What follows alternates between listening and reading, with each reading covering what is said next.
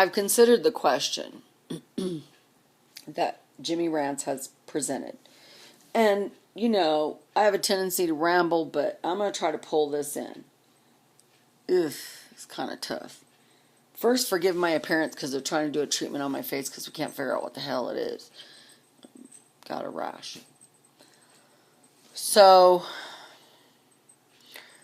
my husband's a survivalist. Well, so am I to a certain degree.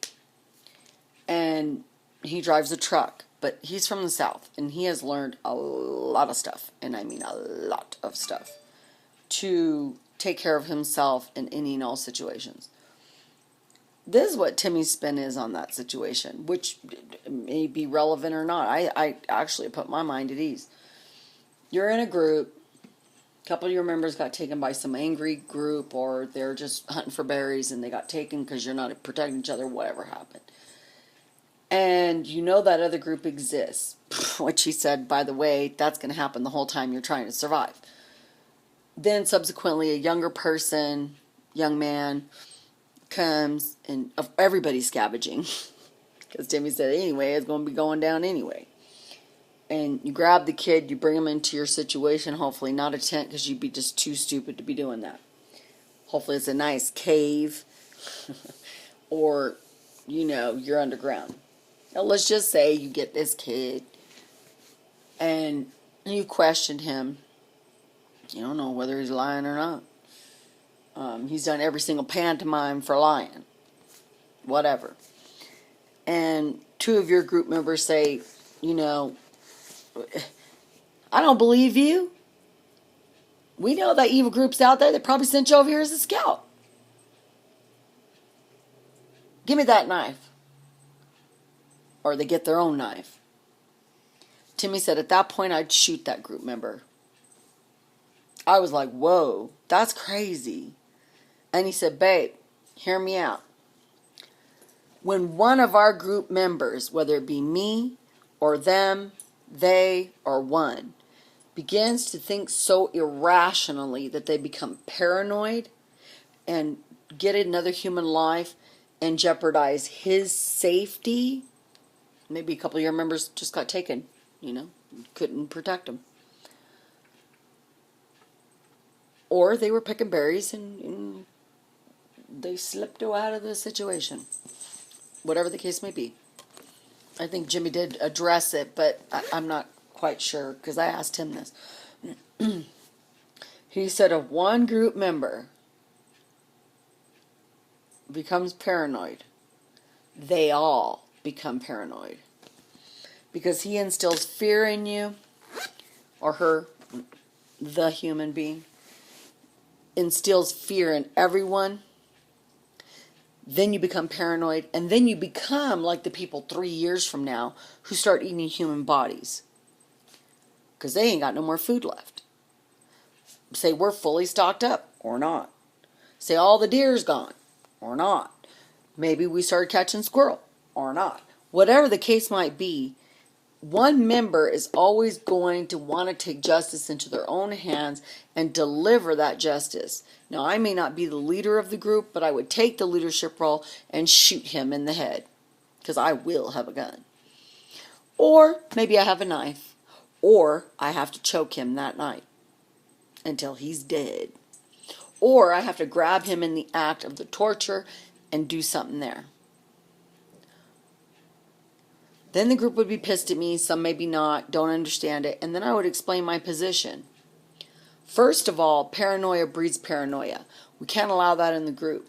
If you do something like that, you're at risk anyway. So you better pull it together a little bit anyway, because you're going to be in high anxiety, high alert, and accuse people of all kinds of stuff. So you better learn to keep your cool, and you're not in all situations going to keep your cool.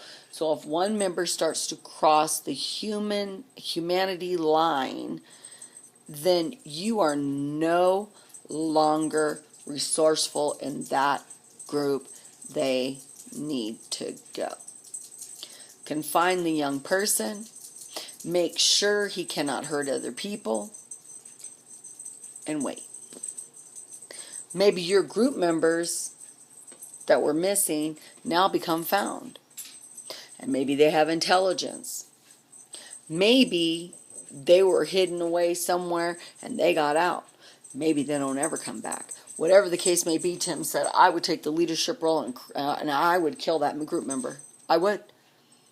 Because people are going to be like that anyway, and you're going to see really bad things anyway, and you're going to see people emotionally lose it. But when we lose it like that, we cross the line between right and wrong. Period.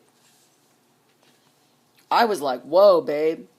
How do you kill somebody like that? He goes, because they'll get us killed. They can't be that way. No way. You got to use a little bit of intuitive, I understand social justice. I understand paranoia and all that. But in a couple of days, your buddies could come back. Or in a couple of days, they never come back. But the case may be that you can find him until further said time in which you could trust him or not, whatever the case may be. You might open the door and let him back out. And then y'all get killed.